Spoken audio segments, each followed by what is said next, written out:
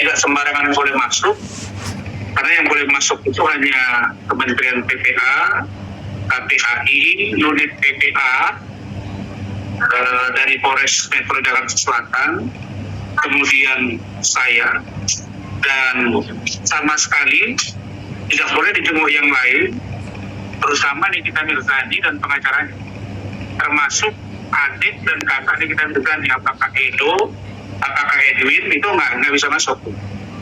Begitu update-nya.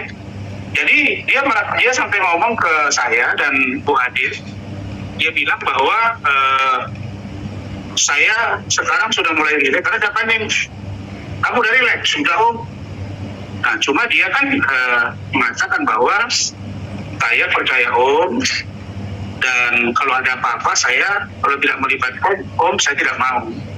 Nah jadi itu posisi yang kedua. Posisi yang kedua, bahwa Bapak Deputi Bidang Perlindungan Anak, Kementerian Pemberdayaan Perempuan dan Perlindungan Anak, Pak Nahar, itu kemarin sore pukul 6 ya, menghubungi saya melalui telepon dan bertanya ke saya kenapa saya begitu keras meminta agar Saudara Lani Ritonga selaku Asisten Deputi Eselon 2 di Kementerian untuk dicopot. Saya gambarkan bahwa betapa saya sangat kecewa karena regulator dari persoalan Loli ini kita sudah sepakat itu di depannya itu adalah sebagai koordinator adalah Kementerian PPA. Kenapa? Karena memang resistensi atau kekurang percayaan atau distrust dari seorang Loli terhadap penyidik PPA Polres Jakarta Selatan dan Sespaus yang notabene-nya bagian dari Kementerian PPA itu sudah tidak ada. Jadi berat bagi saya, untuk saya apabila tidak senantiasa mengawal dia, apalagi Loli itu orangnya nekat. Jadi saya kira ya nekat dia itu ya kita lihat aja bagaimana nekat seorang Nikita Mirzani, begitulah nekat dia gitu. Jadi saya memaklumi dan saya sudah beritahu kepada kalian bahwa keluarga saya di Medan, Bu Eli, anak-anak saya, lihat itu semuanya nggak ada masalah. Dia tinggal pilih mau tinggal di Medan, mau tinggal di Jakarta, monggo, tidak ada masalah gitu. Jadi bagi kami ya kalau saya bilang kepada NM dan masyarakat Indonesia bahwa Loli itu seumuran dengan anak saya, Eca itu sekarang ini semester 1 Fakultas Kedokteran Khusus, menyusul 2 kakaknya sudah dokter, dan Loli itu harusnya itu, tapi sayang sekali di UK dia berhenti SMA, nanti kita akan pikirkan pakai C-nya gitu. Jadi bagi kami semua ini sudah terbiasa ya, terutama saya dengan Bu Edi, saya mengurus anak-anak itu 13 orang ponakan saya yang tidak semuanya kandung, ada tutur cucu dan orang lain, semuanya kita bina dan berhasil. Boleh kalian lihat, termasuk salah satunya yang kita bina itu ya Saddam sebelah kiri saya. Kebetulan tim saya sedang berangkat ke Bandung, jadi saya sekarang sedang berada di Bandung dan banyak informasi yang berkembang. Kalau Rasma nanti pergi keluar kota ke Batam atau Medan, nanti kita grebek lagi, nggak boleh. Tapi yang saya sangat kecewa adalah sampai hari ini keluarga saya itu komplain, kok mulutnya Nikita Mirzani itu bilang jangan-jangan nanti Loli itu akan jadi istri kesekian Rasman. Saya sudah bilang, kau Nikita Mirzani, saya masih bisa membedakan mana istri, mana anak, mana istri, mana cucu, mana pacar, mana gundik, mana dosa, mana pahala. Saya masih tahu. Kau yang tidak tahu. Kalau kau tidak tahu, kau bicara akhlak, kau bicara bagaimana anakmu menjadi baik, tapi kau berperilaku tidak baik. Dan kau bersyukur bagaimana kita membina. Saya membuktikan pada publik bahwa seorang lawyer, seorang seperti Rasman masih punya nurani. Saya sudah post Instagram saya, bagaimana Loli itu komitmen ke saya. Ya sudah ditonton 1,5 juta orang. Luar biasa. Bagaimana saya video call. Bagaimana security Hotel Horizon sudah diwawancara. Mereka bilang, memang dia datang, Pak Rasman jemput dengan keluarganya. Lah para apa awas mulutnya itu nggak dijaga. Nah, terus saya kalau sendiri nggak bawa keluarganya Loli, nanti dibilang ada apa? Makanya Farhad itu nggak ngerti, orang dia nggak ada istri. Saya udah bilang, suruh mereka kumpul, Hotman Paris, Farhad Abbas, Nikita Mirzani, Fahmi Bahmid, kumpul berhadapan dengan Rasma. Itu baru gentle. Jangan lu ngomong-ngomong. Gua nggak ada takutnya. Keluarga saya dengan keluarga Nikita Mirzani jauh berbeda. Keluarga saya dengan keluarga Hotman Paris jauh berbeda. Keluarga saya dengan Farhad Abbas jauh berbeda. Saya punya nilai moral yang harus saya jaga. Saya bukan manusia baik. Saya bukan manusia yang tidak berdosa. Saya berdosa, tapi saya berusaha lebih baik. Kalau saya berperilaku seperti Hotman Paris, berperilaku seperti seorang Nikita Mirzani, mungkin saya sudah dicincang oleh anak istri saya. Ini bukan main-main. Jadi ini bukan sikap yang menurut saya patut dilakukan oleh dan atau ditunjukkan oleh seorang seorang perempuan yang dengan begitu menyayat hati saya, berani mengatakan kepada saya bahwa nanti seolah-olah si Loli ini akan menjadi istri saya yang kesekian. Ini sangat tidak terima saya. Saya tidak terima, dan ini menyakitkan gitu. Tapi tidak apa-apa. Waktu 3-4 bulan, Loli itu 28 Mei akan dewasa, dia akan memilih hidup dia. Kami akan menjadi orang yang memperhatikan dia dalam perkembangannya. Begitu. Bang, soal Bang Farhad mau bela Nikita Mirzani gimana Bang? Kan sudah saya bilang tadi. Dia ngomong. Maaf, saya mengulangi kurang kedengeran. Farhad kan ngomong. Dia bilang bahwa itu Nikita Mirzani sudah benar. Kalian tanya, katanya dia lawyer, katanya dia dokter hukum. Masa dia bilang pantas dipukulin? Mana lebih dari situ? Di mana logika hukumnya boleh orang saling pukul, orang nolong orang lain, terus dia komplain dengan anaknya, terus orang yang nolong itu dipukuli, terus bila perlu dibunuh gitu? Di mana dia belajar hukum? Suruh dia itu sadar. Makanya saya bilang udah kumpul aja mereka supaya kelihatan siapa yang berani menghadapi di Hotman menolak. Kan katanya pengacara internasional, pengacara yang jam terbang tinggi, tapi kok vonis Budi Said kliennya itu di atas 10 tahun, nggak ada pengacara juga di atas 10 tahun itu, ngapain ada pengacara? Jadi kita nggak usah begitu, ini kan head to head ya, you pegang sana, gue pegang sini. Itu Nikita Mirzani minggu depan dipanggil. Oke? Kau Nikmir datangi mereka, silakan, no problem. Saya tidak masalah bagi saya. Saya sudah bilang kepada kalian, siapa sekarang yang ingin pansos? Dulu kasus Cina Eki dibilang saya pansos, padahal saya pegang kuasa hukum banyak. Ada dari Syahdian, ada dari Pak Suroto. Ini Hotman ngomong, Farhad ngomong, pansos nggak itu? Ya kalau lu pengen diundang ke dalam, lu masuk, gabung, biar kita itu gitu bro, gitu. Bang, kelanjutan adopsi Loli gimana Bang? Apanya? Adopsi. Barang bukti, Kelanjutan adopsi Bang. aborsi, masalah Adopsi Bang. aborsi, saya sudah diberikan bahan ya oleh Kementerian PPA. Terus saya akan bersurat ke Ombudsman, saya akan mendatangi Kementerian Sosial. Nanti kami akan berdiskusi dan kita sedang menyiapkan draft permohonan ke Pengadilan Agama agar Loli ini bisa diadopsi minimal sampai dia dewasa. Jadi itu nggak masalah, nggak kendala bagi kami itu. Kita nggak ada masalah di situ. Kita pada intinya tidak pernah merasa bahwa Loli itu jadi beban, nggak ada. Karena memang begitu dia 18 tahun, dia ibarat burung mau terbang, dia mau buat sangkar di mana itu terserah dia. Tapi dia bilang, kok saya walaupun udah umur 18, saya tetap nggak mau ketemu Nikmir, saya nggak mau ketemu Edo, nggak mau ketemu Edwin, nggak mau ketemu Fahmi, nggak mau ketemu siapapun, dan saya hanya ingin bergerak dengan hidup saya, dan tolong Om pantau saya dan arahkan saya. Itu kata dia ke saya. Begitu. Artinya misalkan jadi diadopsi, cuma sampai dia ulang tahun ini aja ya Bang ya, sampai 4 bulan ke depan gitu. Ya begini, adopsi ini kan kita kan menerima seorang anak, kalau anak itu misalnya tidak ada yang memperhatikan dia. Nah saya kan berhitung juga gitu. 4 bulan ini menurut saya tidak waktu yang lama. Dan ingat ya, Loli ini punya kemampuan, bahasa Inggrisnya bagus.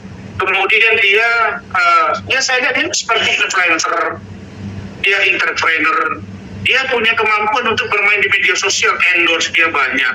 Dia bisa cari makan sendiri. Kan dia bilang, oh saya 2 tahun, sekarang nggak pernah dibiayai dikmir gitu. Saya di UK itu cari makan sendiri, om. Semua dia cerita. Makanya saya bilang, saya nggak mau ngomong nih, makanya saya minta oknum ibu dari artis itu. Kan kamu tahu bagaimana dia dulu pacaran dengan Loli. Udah, sebaiknya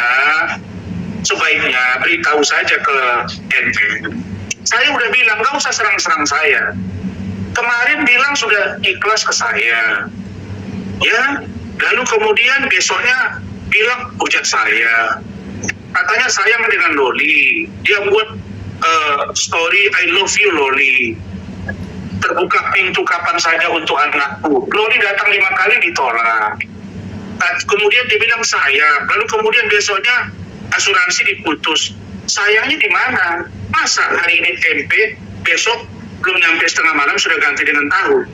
Saya orangnya yang nggak percaya dengan itu. Kemudian kemarin tuh ada nampaknya dia bilang sama pengacaranya, ada bilang-bilang, mana ada yang bilang besoknya dia live kok. Tiba-tiba tadi ada video udah bilang-bilang sakit kepala. Fahmi, kau tuh pengacara, kau ngerti hukum, kau nggak punya wibawa di depan kita. Ya, kau mesti paham itu. Aku udah lihat CCTV semua. Kau ikut berbohong, ku kejar kau kan. Kau ingat kata-kataku. Kau kan belum pernah kena sama aku kan? Begitu kau ikut berbohong, kau kejar. Aku nggak ada urusan di sini. Aku nggak ada urusan. Aku udah bilang, aku udah 3 tahun. Yang viral-viral ini 3 tahun. Rasman udah 3 tahun. 3 tahun. Ya, nggak ada orang viral 3 tahun. Saya hanya bersyukur pada Allah. Mudah-mudahan Allah menjaga lisan saya, hati saya. Saya tidak pernah sombong dan congkak. Itu yang saya minta dari Allah. Saya selamat dari semua fitnah keji dan mara bahaya. Mudah-mudahan Allah menolong saya. Itu yang saya lakukan. Anda lihat di depan saya ini ada ustaz. Ya, beragam nih. Ada bandit juga. Ada juga pengacara. Ada tengku. Ini. Ini Siddiq, seorang lawyer di Saddam. Mereka ini pada rame-rame datang ke Bandung. Ada acara, makanya saya datang ke Bandung. Jangan kalian pikir saya di Medan, nggak ada, saya nggak di Medan. Karena kalau saya jauh-jauh, Loli nanti didatangi lagi. Begitu. Bang. Ya. Kalau untuk biaya hidup Loli nantinya seperti apa, Bang? Dan selama di Rumah Sakit Polri gimana, Bang? Kalian itu nggak tahu. Dulu saya waktu anggota DPRD di Mandailing Natal, gaji saya itu hanya sekian juta rupiah dengan Bu Eli. Orang bisa di rumah saya itu 5 rumah tangga. Biasa. Ada namanya Ibu Saini. Nah, ini Ibu Saini ini cinta mati tadi sama lakinya. Ini kemana-mana ya, di rumah saya. Anaknya sekarang sudah menikah, masuk honor, saya masukin. Nggak ada apa-apa, udah biasa. Satu Loli, nggak akan membebankan. Saya bilang ya, nggak usah ditunggu di 18 tahun. Sekarang aja dibiarkan cari makan hidup dia. Dia punya kompetensi yang luar biasa. Anak ini punya potensi dan kemauan yang luar biasa. Dan orangnya berani. Jadi malam itu, tarik-tarikan itu, dia maki-maki itu. Apa kalian polisi lagi? Tapi saya tidak menyerang polisi. Karena Polri ini yang saya cintai. Kejaksaan saya cintai, kehakiman saya cintai. Saya mencintai penegakan hukum di KPK dan sebagainya. Tapi kalau belum nggak beres ya udah, saya akan gas gitu. Apalah rasanya? Saya kan bukan siapa-siapa. Kan dibilang saya baju saya KW, mobil saya KW. Kan semua dibilang mereka yang paling kaya. Nggak apa-apa. Saya bukan orang kaya, saya nggak pernah bilang saya orang kaya. Saya orang yang merasa cukup dengan apa yang saya punya. Tapi kalau untuk belanja, insya Allah kami masih sanggup untuk membiayai. Satu orang kan, saya punya karyawan aja di kebun dan lain sebagainya, masih sanggup saya. Saya insya Allah masih bisa. Jadi kalaupun dibilang dia anak orang kaya, kata kita Mirzani, kita lihat bajunya, kasihan kita. Ya, saya lihat kok, udahlah itu. Nikita, kau bilang kau sayang sama dia, tapi 5 bulan kau nggak lihat, terus sayangnya di mana? Kau bilang bahwa udah berkomunikasi dengan Loli, bahwa Loli menyesal berkenalan dengan Fadil dan keluarga Bajide. Pada faktanya kau nggak pernah ketemu, terus sayangmu di mana?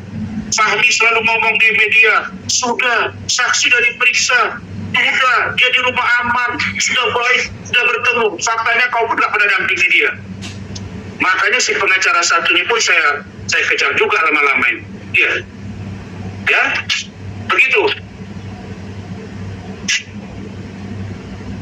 Bang, soal somasi yang ke salah satu program Yang kencang suaranya, ini soalnya bisa agak pelan nggak? Kayak marah orang saya ini. Padahal saya udah makan berapa juta udah ini. Ini Pak Siahaan udah marah-marah. Gimana? Kedengeran nggak Bang?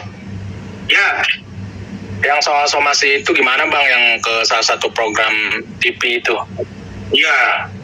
Saya ini sebenarnya udah perhatikan ya. Pagi-pagi ambiar yang diasuh Dewi Persik lah, ada itulah. Dulu mau wawancara Iklim Hakim.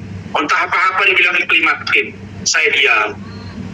Ini Hotman, bilang ABC tentang Rasman. Saya ini wartawan 12 tahun, makanya saya somasi. Saya tidak diundang mereka sampai dengan minggu depan. Saya persoalkan mereka secara hukum. Jelas sikap saya. Ya, jadi you itu pengasuh acara dan produsernya itu kalau mau wawancari orang ada yang namanya azas keberimbangan. Saya wartawan, azas konfirmasi. Kalau hadirkan Hotman, maka setelah itu hadirkan saya atau bawa Hotman dan saya di situ. Biar saya duel sekalian sama dia. Biar puji otak kami di situ. Jangan di sebelah, Pak, saya ingatkan ya, tolong Pak Khairul Tanjung ya. Pak Khairul Tanjung, Bapak orang Medan, saya orang Medan Pak. Bapak pemilik Trans TV, ini nggak benar ikat bagi ambiar ini. Saya nanti saya somasi, merembet kemana-mana Pak. Saya minta tegur produser itu Pak. Dan kalau tidak, saya akan datang ke sana. Saya akan bawa surat, saya akan tanya maunya apa. Kenapa ngundang Hotman tidak ngundang saya? Kenapa ngundang Iklim Hakim tidak ngundang saya? Maksudnya apa? Anda harus netral dong. Itu saya keberatan. Itu artinya saya tidak pernah menutup diri saya. Mau diundang si Hotman, undang. Tapi undang juga saya. Gak ada masalah. Kan sudah jelas di publik bagaimana dia mengatakan saya begini. Saya sudah bicara tadi dengan salah seorang orang Karo, Warga Ginting. Terus di sini ada juga seorang Nasrani, teman saya ini, ya, Pak Simanjuntak. Siapa nama Bapak? Udah, mana namanya? Antonius Simanjuntak. Saya diskusi tadi, terutama dengan teman seorang Batak Karo, Nasrani. Memang dia bilang, Pak, di dalam ajaran kami, Kristen, tidak ada minuman keras, Pak. Tidak ada minyak kelapa. Coba ini saya kritik ya, saya mau bertanya nih. Saya seorang Nasrani misalnya, terus saya pergi ke gereja malam Natal. Saya tahu saya ke gereja itu dalam rangka ibadah, bergembira, berdoa kelahiran Yesus Kristus. Di Islam itu namanya kelahiran Nabi Isa. Oke, setelah itu ke clubbing. Saya nggak ngerti nih. Habis dari doa ke gereja, gue ke clubbing. Habis itu clubbing lagi. Saya nggak begitu tipenya gitu. Saya setahu saya nggak begitu. Tapi kalau menurut dia begitu, makanya dibilang sama waktu Bu Eli di Jakarta. Kalian ingat kan? Dia komentar bahwa kami lebih setuju dengan cara suami yang seperti ini. Nah, jadi kalau saya dibanding-bandingkan dengan Hotman bilang si botak, bilang si, terus kau siapa? Kulit kau putih apa? Makanya coba kalian gandingkan dia dengan saya. Saya pakai jas, dia pakai jas, dia pakai batik, saya pakai batik. Baru lihat. Coba kalian lihat dia gak pakai baju jas. Saya baru di dunia ini baru lihat orang dari pagi sampai pagi pakai jas, bagaimana beratnya di dalam kelam begitu. Emang gak cerita apa sih mantan pengacara itu? Mantan aslinya itu ngadu ke saya bagaimana dulu Jelas saya sebut pengacaranya. Mau muntah saya bangga. Tapi sudahlah, saya kira sudahlah, daripada melebar kemana-mana, kita mengkerucut. Karena yang namanya NM ini nggak ada cerita ini, organisasi sudah gerak. 30 pengacara, pagi ini 12 saya daftar. Semua bilang NM harus ditangkap. Saya mau lihat, bisa nggak Hotman membebaskan si NM ini? Bisa nggak Farhat membebaskan si NM ini? Itu baru satu laporan. Laporan yang kedua, laporan saya terhadap dia. Undang-undang IT, sudah jalan juga. Laporan Pak Umar Bajide, sudah jalan juga. Nah, itu tim saya Rahmat, sudah bilang, duluan Fadil penjara atau NM. Kita Mirzani, kita lihat aja. Kumpul kalian di sana, saya di sini gitu. Ini kan tarungnya enak, saya ada ini, kasih pendidikan yang baik kepada masyarakat. Ya, saya kira kalian bisa bedakan lah, kalian wawancara. Kalau Rasman bicara, dengan Hotman bicara, Karena. Kan begitu. Karena, datang kawanmu, si Bendo, pasang Bendo sini. Gini, wawancara kitchen chef. Katanya orang kaya. Masa rumah dibagi dua sama bini? Tetangga sebelah, satu pagarnya dikasih FA, satu lagi ND. Malu kau. Cerai sama istri, kasih rumah, biaya anak, baru keren. Kok rumah bertetangga? Nanti bisi-bisi tetangga, salah masuk, rupanya kamar istri, mantan. Makanya, terus saya heran, kok you nggak punya bini ya sampai sekarang? Apa masalah ini? Saya tanya aja nih, kalau nggak ada bini, kan saya cariin dari Medan. Mau, ada pacar yang mau cari bini? Nih, gampang ini. Nah, kalau nggak ada bini. Gitu ya, jadi harusnya Farhat juga malu ya. Saya sudah meluruskan pernyataan dia tentang meninggalnya Alvin Lee. Itu bukan karena podcast. Diluruskan, malu lah. Habis itu, Agus, mereka cabut puasa. Dia stres karena kasus Loli trending, hilang kasus Agus. Agus nggak berobat. Kapan anak ini sembuh? Agus, keluar kau dari situ. Kalau kau ada perjanjian tekanan, kau lapor ke saya. Datang kau ke saya. Datang kau. Kalau kau merasa sudah nggak benar, gua sakit, gua buta. Disuruh kita sama Farhat pejamkan mata 5 menit aja. Kalau dia memang nggak ada apa-apa, jangan kali memberi 1 menit tak lihat. Terus anak ini buta terus kok. Saya urus, Fadil saya urus, Loli saya urus, cek ke sana. Kita berani, kita berani, powerful untuk klien kita. Bukan sombong, bukan jago, enggak. Kita on the track. Kita berani bertindak di depan penyidik, di depan KPAI, di depan Kemen PPA. Kita harus menyelamatkan negara hadir. Kalau negara hadir, berarti semua kebutuhan. Baru 1 loli. Kalau 1000 loli bagaimana? Udah kewalahan. Makanya fair. Jadi kalian jangan cuat-cuat. Makanya saya bilang atur barisan. Buat tim hukum di kita Mirzani. 1, Hotman Paris. 2, Farhat Abbas. 3, Fahmi. Baru tambah. Saya bukan nantang, Allah marah. Tapi kalau di dalam ajaran yang saya panggil, la dororo wa la diroro. Kau memulai, kau selesaikan. Kau jual, saya borong. Gak ada takut. Oh ini berdarah, lah perempuan ngapain? Kalau laki-laki lain ceritanya Pak. Oke, cukup ya.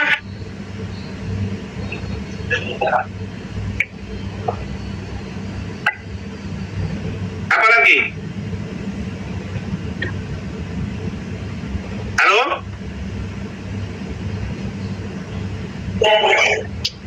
Udah cukup Halo? kali ya? Cukup Apa? kayaknya bang, cukup. Cukup ya. Nah, jadi perkembangan Loli nanti akan saya info dan update, begitu juga dengan laporan saya terhadap Nikita Mirzani akan kita update, dan surat kami ke Pengadilan Agama akan kita update. Kemudian Kementerian Sosial, setelah saya dari Bandung, saya akan datang ke Kementerian Sosial berkoordinasi. Kita akan berjalan secara paralel, karena itu yang kita cari. Saya kira terima kasih Pak Nahar sudah merespon. Pak Kepala Pusat Kesehatan Rumah Sakit Polri sudah sangat memperhatikan Loli, penjaganya sudah, kemudian Kapolres juga sudah WA dengan saya, Kasareskrim juga. Nah, yang saya agak kritisi kami PPA, tapi itu dia masih baru. Saya kira itu saya akan berkabar kepada kalian semua, dan semoga kita siap semua. Terima kasih. Cukup ya. Cukup. Cukup, Ya terima oke, kasih Bang terima Raffi. kasih.